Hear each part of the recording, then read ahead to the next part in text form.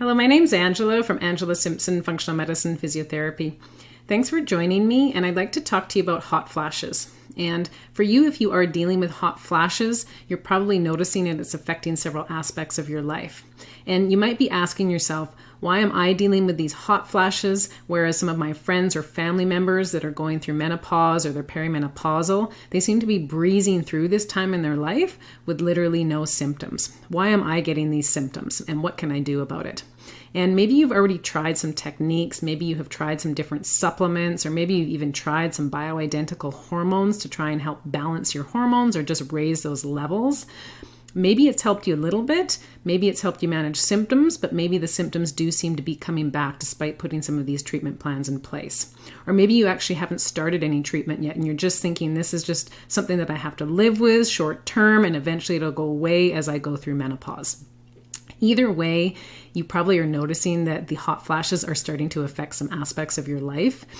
Possibly the hot flashes are occurring for you in the night, and if so, you're probably noticing that you're waking up several times in the night because you're warm, possibly you're sweating, maybe you're having to change your clothes in the night, maybe you're even having to change your sheets. And if you are sleeping in bed with your partner, maybe they're also getting woken very frequently, and the net result is that you both wake up in the morning not feeling well rested.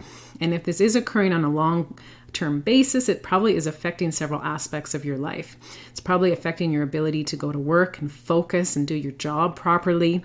If you are hot flashing during the day as well, it might even be affecting your productivity level at work. Maybe you're having to leave your work meetings or your social interactions with others to go get changed, and the net result is you just don't get all the tasks done in your day that you're meant to get done.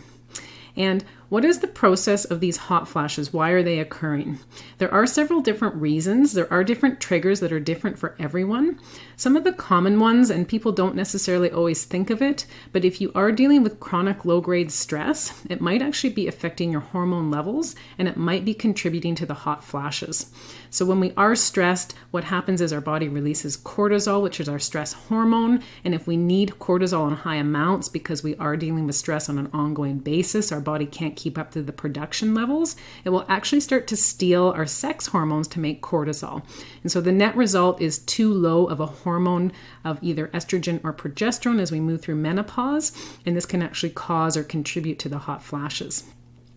Sometimes, believe it or not, people are always thinking they're not exercising enough, but there are people that over-exercise, and this can also cause cortisol to be produced in too high of amounts. It can also cause inflammation levels to move into too high of a level, and both of these two things can actually also lower the sex hormones and cause us to have hot flashes.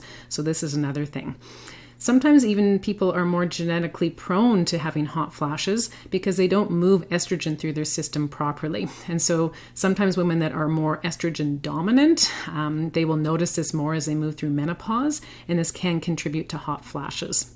So this does give you just a few potential triggers as to why you might have developed the hot flashes, whereas your friends or family members haven't. They probably don't have those same things going on that you do that could be contributing. But what happens, fast forward 1, 2, 5 years from now, what happens if you're still dealing with these symptoms? What happens if they potentially get worse because you haven't got on top of the root cause?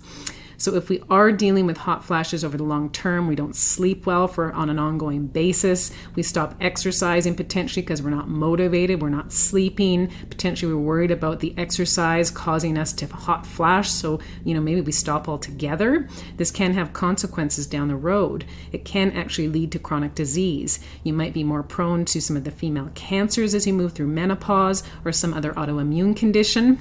Sometimes people are more prone to osteoporosis or even other bone conditions developing.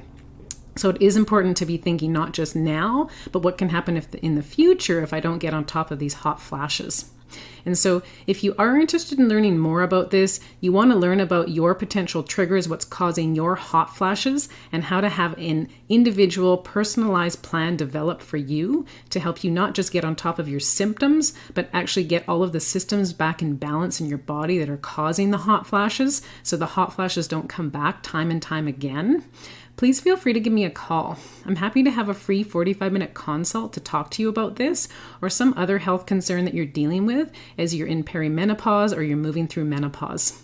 You can reach me at my website, www.angelasimpsonfunctionalmedicine.ca. You can also reach me through my Facebook page, Functional Medicine Physio for Women.